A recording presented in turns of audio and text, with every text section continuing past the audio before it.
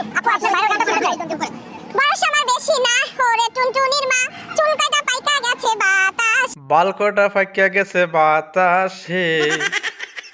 ওরে গানও আবার ও সবটাই পারে, টিকটক পারে, ডান্স করতে পারে, রান্না করতে পারে, রাস্তায় ওয়াকারের মতন নাচে নাচিয়া এই ব্যবসা করতে পারে, সব পারে। হ্যাঁ, ওর জামাই করে কি বলে?